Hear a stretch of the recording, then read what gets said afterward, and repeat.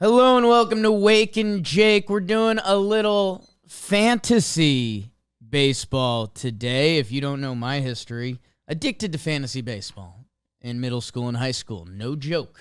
Intense league. Intense drafts. Teams disbanded at mid-season. Auctions for the players on those teams. Fights over rules. Was in it. I went to college. The league continued. I don't know, it grew apart a little bit. Fantasy baseball is a blast for those of you that enjoy it. And I think if you don't, I think this is going to turn into a big game of kind of like, who do I like this season? So ESPN, who they were my go-to fantasy. Tristan Cockcroft, I mean, that's a game I've seen for a while. Although Jeff Passan, early Yahoo days, yeah, he's a friend now. Not a big deal. They did a 10-team, and 10 or 12 teams where you want to be. 10-team points draft. And I think just want to kind of go round through round, see what jumps up. And I've already fast-forwarded ahead. I think my best strategy is finding guys you like later on. And that way, when you have decisions earlier, and you have to pick between the center fielder and the pitcher, well, if you like the center fielder late, then go get the pitcher. You already solved your conversation. And I think I've already seen some of that. I think there's more hitters I like than pitchers late that I know traditionally you're supposed to get a couple sticks. It's almost like the old tight end quarterback thing in fantasy football. You don't want to be without your running backs and wide receivers. You don't want to be sitting there with pitchers and you're like, oh, shoot, everyone's got all the MVP hitters. We're kind of screwed. Let's walk through it. Because round one of this draft, and some people in this league you might be familiar with. Zola, he's been a fantasy baseball guy for a while. Carabel, my goodness.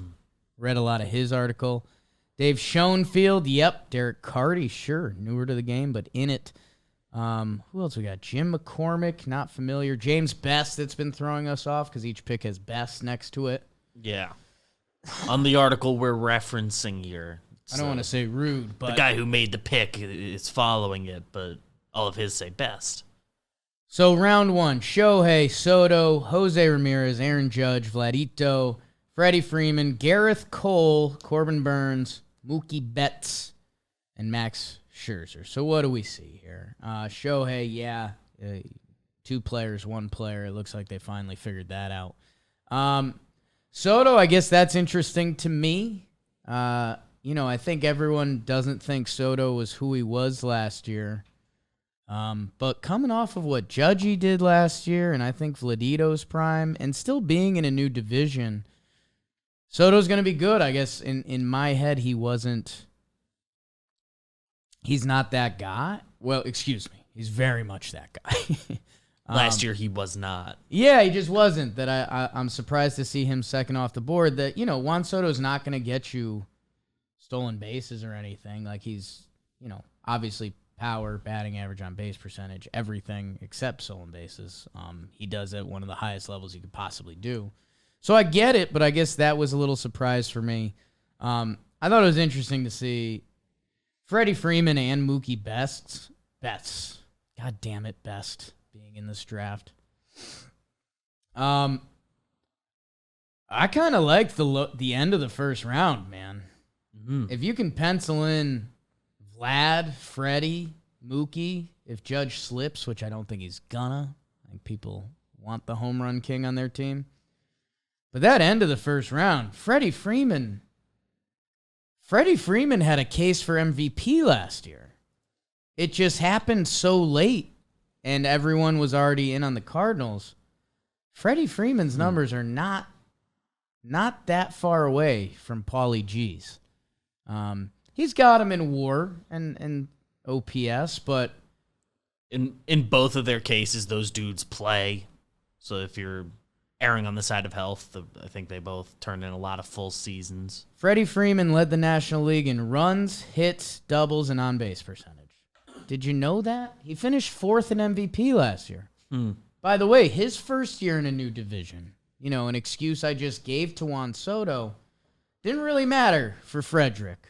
And I've been on a sneaky Vlad Guerrero kick, even though he just opted out of the WBC for the knee. I guess you track that a little bit, but I think that was on the side of caution.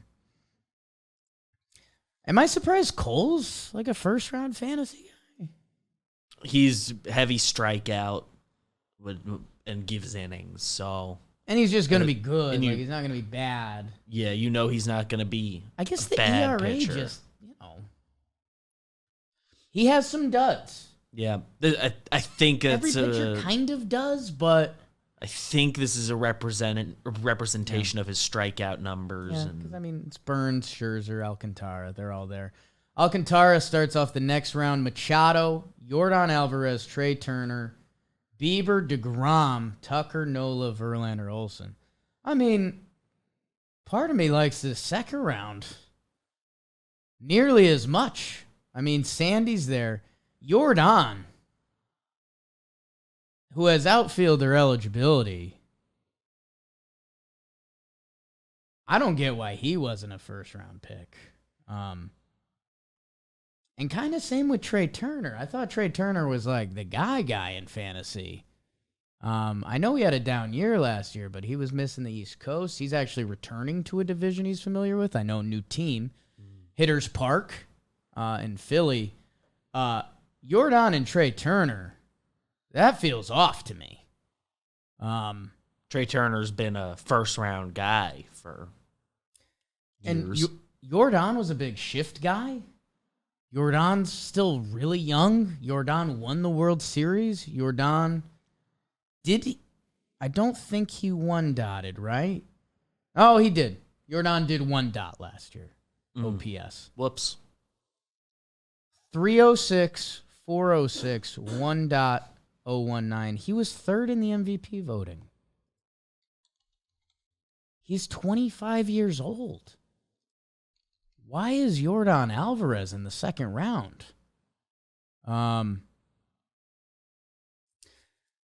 That's beside me a little bit. Even Tucker, the stolen base stuff blows my mind with him always. Matt Olson dating my daughter at the end of that round. Whoops.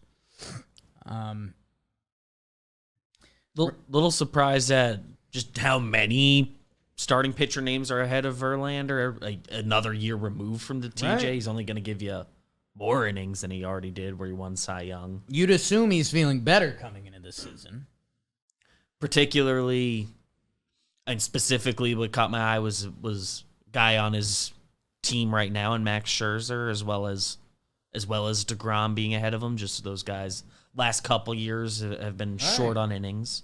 Right. No, that's a very valid point. Seems a little disrespectful. Round 3, Gossman, Tuve, Lindor, Julio. Grab the stretch. Rodon, Devers, Alonso, Strider, Woodruff, Simeon. Like the bats a lot in that round. Julio, Devers, Alonso, Altuve. You can pen those guys in. Strider was incredible last year. Rodon's been incredible, but each of those guys, new team, Strider, can you run it back? Will he be healthy? He's a guy that his stuff's so good it almost scares you health-wise, which is probably unfair to him, although he had a little bit of stuff at the end of the season. Round 4, now we're starting to get funky. Seager, Tatis, Bregman, Cease, Bichette, Castillo, McClanahan, Trout, Goldschmidt, Arenado. So Goldie is going 3 rounds after Freddie Freeman, which makes me a little hesitant because he just kind of beat him. And then seeing Arenado and Trout down there. That's where I'm kind of getting to, that we mentioned a lot of the starting pitchers, whether it's Cole, Burns, Scherzer, Sandy, even DeGrom, you're obviously taking a chance, but You know the game you're playing. his his best is better than your best. Verlander, even Rodon. I know I just said kind of questionable, but the stats aren't. And batters are going to be seeing him for the first time, and it's a big left field at Yankee Stadium. Just a reminder for the righties he faces. Yeah, man, when you can stumble into those, like, what do you think Trout's going to do if he plays 140 next year? Like, what's his minimum? What's been his lowest OPS? I feel like we did this recently. Trout played 119 last year. He has had a little bit of an injury history recently. I do want to acknowledge that. His lowest OPS ever outside of 2011 when he got called up at age 19 for 40 games. Lowest OPS ever in a season. 939. He was 22. I mean, and that number is an outlier from the rest of them. Like, he's 60 points higher every other year but one. He's a career 1 dot. His lowest OPS in the last 8 years is 991. So I don't know. I realize the injury stuff has been kind of real recently, but he's still 31. Yeah, in the 60-game season, he played 53 games. The last 2 years been tough. Right. I had a mean Angels line I'm not going to say. Shout out Nate Steele. Round 5. Wheeler, Riley, Acuna Jr., Franco, Schwartz, Glasnow. I think that's probably changed again from where this draft was. And as a sign, like, if Glasnow was going that high, I realize he has potential. I think I'd grab a pitcher or two in the early rounds. If you have two guys you can just plug and play all year. Like Ronald Acuna Jr., I think he's my favorite for NL MVP this year. And he's going in the 5th round. Obviously, injury stuff again, and he's had some, I don't want to say off the field, but he's had the weirds going on in Atlanta for a little bit. That guy could win MVP. That guy could be 40-40. BBD, we just showed me one of those AI-generated videos of Biden, Donnie, Drake, and Andrew Tate doing a fantasy baseball draft. That I guess if you see that and you live in that part of the internet, enjoy it. Ronald Acuna Jr. could win MVP next year, and it wouldn't be a surprise. And he's going in the 5th round of fantasy drafts. That feels like the snag there. How about Jose Abreu sneaking in at the end there? Round 6, Quan, Robbie Ray, Diaz, Bobby Witt Jr., McKenzie, Brian Reynolds, Class A, the second closer off the board. Javier Urias, Cronenworth. Get Urias. Yeah. You know how good he is? Urias is so good. Why is he like a blind spot for everyone? Just undersized, and the hype was too early. I've never heard him talk, but 20 wins in 21 with a 2.96 ERA. A 2.16 ERA last year. 2.16 in 31 starts. ERA plus leader, ERA leader, 3rd in the Cy Young last year. He is 26 years old. What? What? Okay. So circle that one. I like your... okay, this is going to be half rude contract year. This is going to be half rude to this guy. He's a free agent next year? No way. No way. That can't be right. I feel like we'd be talking about that more. Should be. Big pitcher class. My God. The hitters are lackluster. The pitchers are not. Here's what I'll say. This is one mock draft. You can use this as examples. Julio Urias was pick 59. Pick 60 was Cronenworth, who I know he does some fun things, and he contributes in a lot of ways. Got versatility. Going to do some second, do some He's also first. got a chance to drive in some crazy runs this year because I think all the dudes are going to be in front of him. Yeah, he'll be 5 in that lineup. He might be a good over RBI guy total this year. We'll see. See where the line's at. But Julio Urias, I mean, you can pencil that guy in. The other, Stephen Kwan, I thought it was, people were talking about him getting more hits this year with the shift. I don't know how much he got shifted on, but he's really good. So whatever that does for you. I think he's a guy who finds the hole no matter where guys are standing. I guess maybe he just won't have as many hits robbed up the middle. Yeah, I would guess if he has an issue, it was that. I'd have to dig into it a little more. Bobby Witt playing, swipe some bags. Bobby Witt playing shortstop this year. A lot of steals too. Let's see, round 7. Santander, our guy. Correa, Max Fried, Zach Gallen, Xander Bogaerts, Michael Harris, Deuce, George Springer, Devin Williams, Joe Musgrove. Again, that was, I think, pre-injury, Cedric Mullins. Here's what I'll tell you. I see Michael Harris, Deuce, and George Springer back-to-back. This was always a fantasy philosophy for myself, and if you want to steal this, you can. It's high risk, high reward. George Springer, you kind of know what you're going to get, right? It's going to be good. He's George Springer. He might get nicked up at one point this season. Michael Harris, too, the only reason he's at that spot of the draft is because it's new and we don't know. Just bet on it. Like, when you're at this point. Why not? He's 22. It's his birthday today. Happy birthday, Michael Harris, 2. 297, 339, and 853 OPS.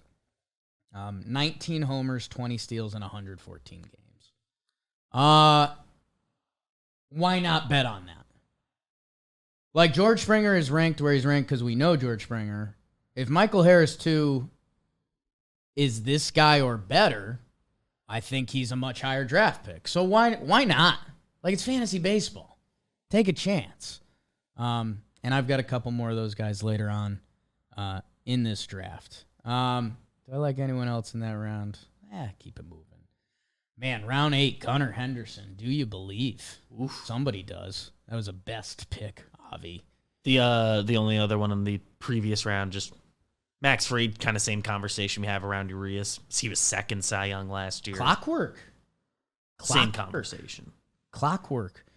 This round, Gunnar, Bell, Adley. I like that. Second catcher off the board at that point. Framber, Hader, Reisel, Logan Webb, Arise, Darvish, Gilbert. Yeah, I mean, in that round, I'd like kind of only really in on Adley. I mean, Framber, but I think there's other fantasy pitchers that can set a higher bar. Although, man, Framber's consistency is pretty nice to have.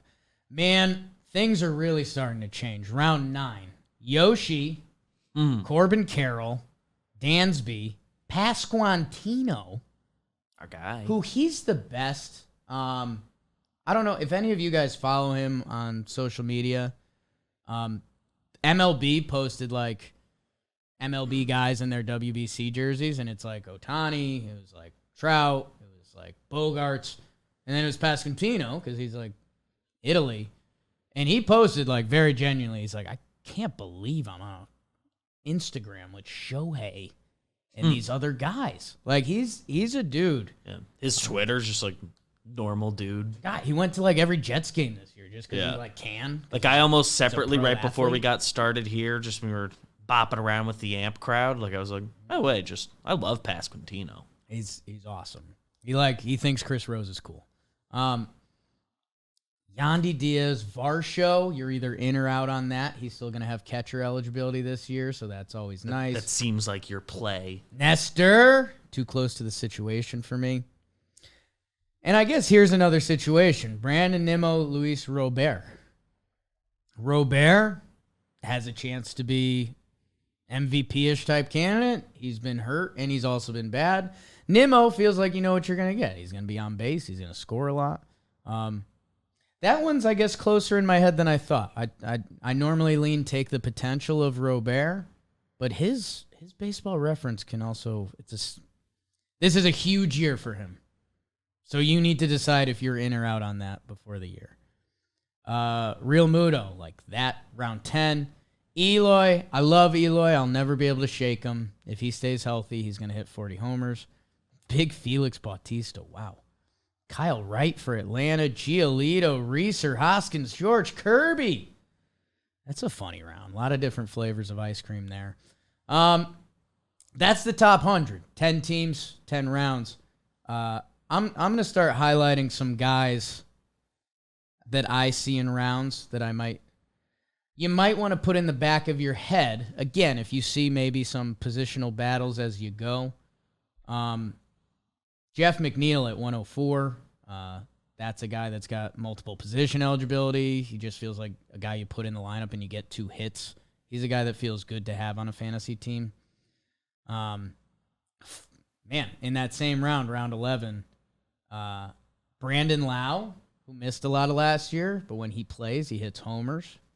And Willie Adames, both in that round. Interesting. 111, Brady Singer, buying all of his stock. Big second half last year. It clicked last year. I saw it. He pitched at the stadium. I think there were tangible changes. I think he added a 3rd pitch. I think he was a 2-pitch guy. He's awesome. Top pitching prospect. It all came together for him. He is the truth. Know who I have no idea. Oh, dude, baseball's so funny. Pick 115, Tristan Casas. I'm kind of in on him. He's big. When he connects, it goes. So as long as he connects enough, he's going to be successful. 2 picks after him is Nate Lowe, Nathaniel Lowe, who was awesome last year. Mm-hmm. So that's one of those that gets a little tricky. Because, like, Casas can be great. But if he has any sort of new guy lumps, like, Lowe should have a better year than him.